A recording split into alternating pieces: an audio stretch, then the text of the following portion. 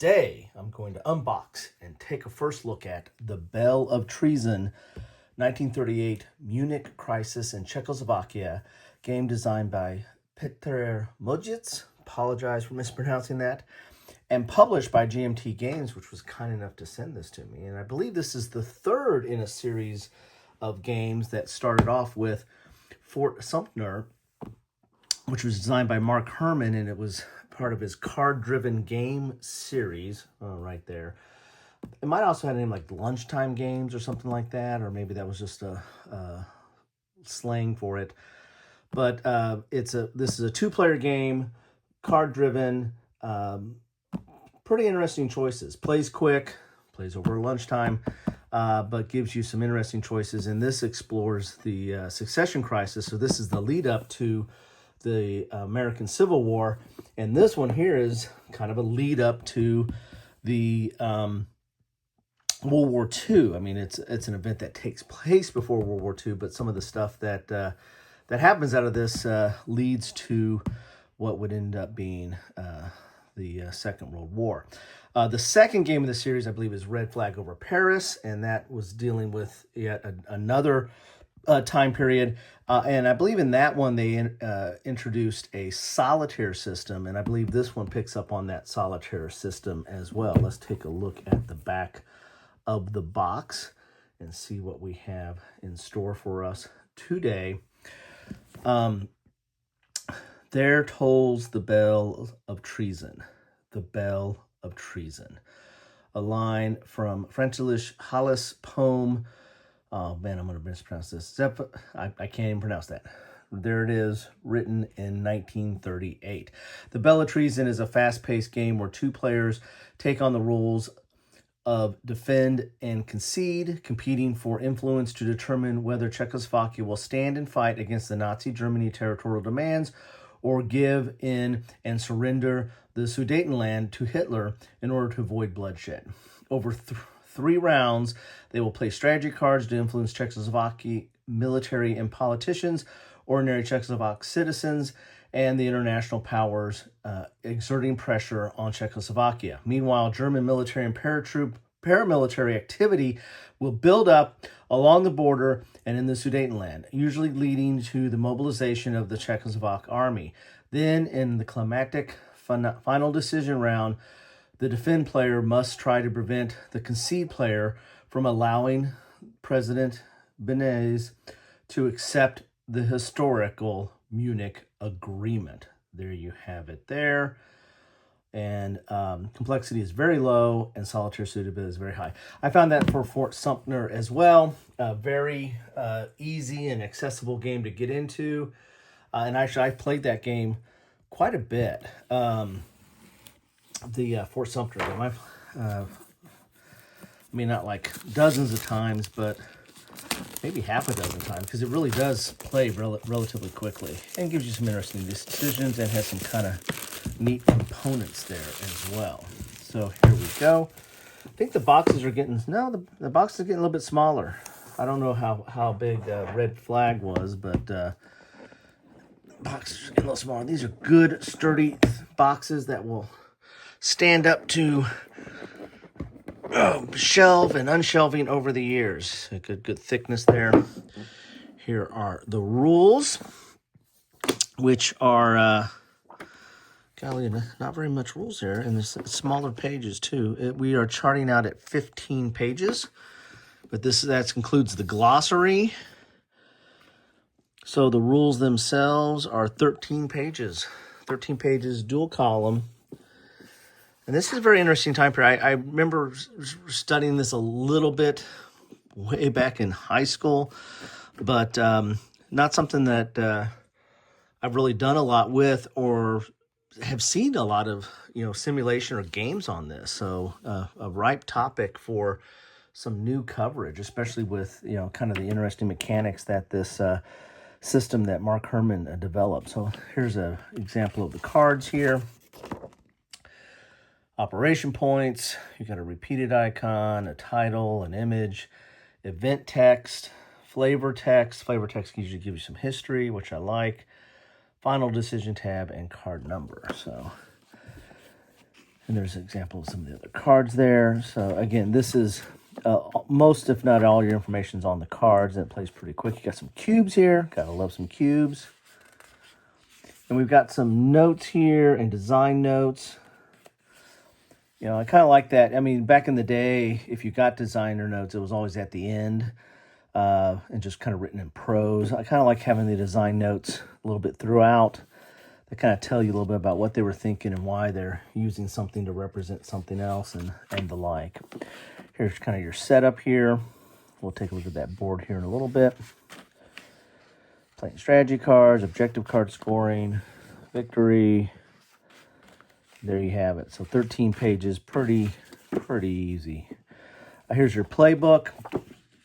And this is going to have a 2-player example of play. That's kind of cool. You're going to have like round 1 and then a final decision round. You're going to have a solo example of play. Historical notes. Ooh, the pronunciation guy. Yeah, like I need that. Of course I do. History behind the cards, of course. Designer notes. And here's your solo opponent reminders. Where was the solo rules at in here? Oh, the solo rules are on 10. So really, it's less than 13 pages of rules. Sorry, I missed that. So really only 9 pages of rules. And then 9.5. And then solo is half of 10, all of 11, all of 12, and all of 13. So not that many rules. All right. So this playbook's going to be interesting. You got some example of play. You're going to have explanation of the cards. You're going to have a lot of the historical background to this. Very nice and that's actually thicker than the rules themselves. Then we have a player aid here. Here's the concede solo opponent. And a player aid for playing the game. And then we yes, we have the defend solo opponent. So you can play against either one. That's kind of cool. And but on the flip side is just a standard player aid. Very cool. All right, and then we get the board here. We'll take a look at that here in a second. We got some cubes. Look at that. We got a little bit of got a pawn in there too. Very cool. Got a bag of baggies. We have a die, a solo die, wrapped for your convenience there. Then we got the cards. Let's get into those cards and see what we have. Is that open? No, it's not. Huh. There's no, these are tightly packed. Tightly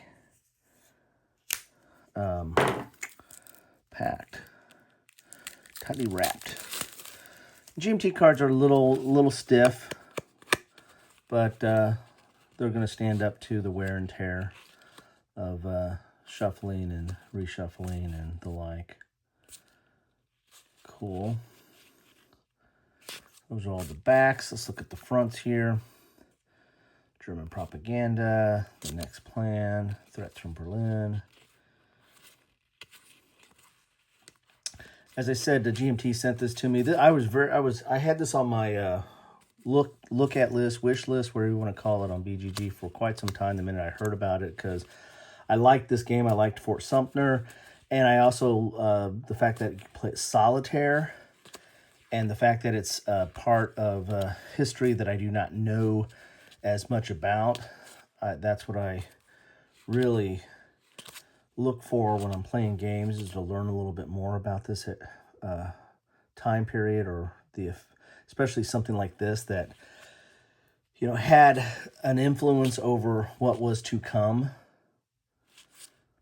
Pretty cool. I gotta brushing up on my old on the rules from the other game. And that's it. I don't think there's anything else in the box there. So we got the card. Let's look at you want to see the map. And the map's not, it's mounted, of course, but it's not very big. So again, this game is kind of designed to throw down on a lunch table or a coffee table and kind of go at it with someone. So you got your international, your political, your military, and your public. Those are the zones of influence you're going to be kind working on, and the cards kind of play off that as well. Then we've got some tracks up here and places to put cubes there. Same down here. And the final decision, that's kind of like for your final scoring round to put stuff in there. Very cool. Oh, I got public, political, military, international. Okay, got 4. Very cool. So there you have it. This is something I should be able to get to the table relatively quickly, and I'll do an after action, probably of the solo play. I might be able to get my son to play this. I played Fort Sumter with him and his cousin, and played it with my mom, actually. So I might be able to get this out to them as well. Let's do this. Let's look at the solo side a little bit there. This is all the stuff that you get in a box of Bell of Treason from GMT Games. Really looking forward to this. And it's not a very big box, so it doesn't take up as much shelf space. And I'm running out of shelf space. Can you believe that?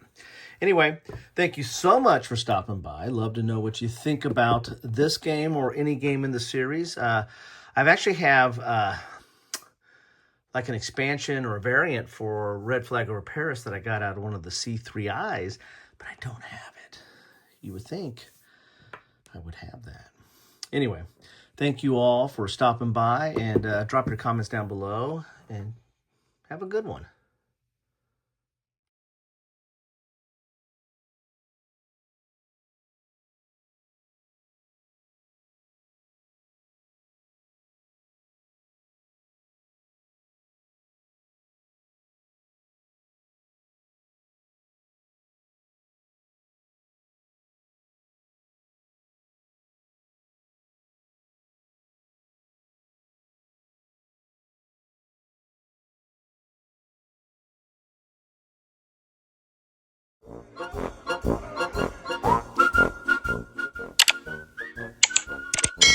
Thanks for watching.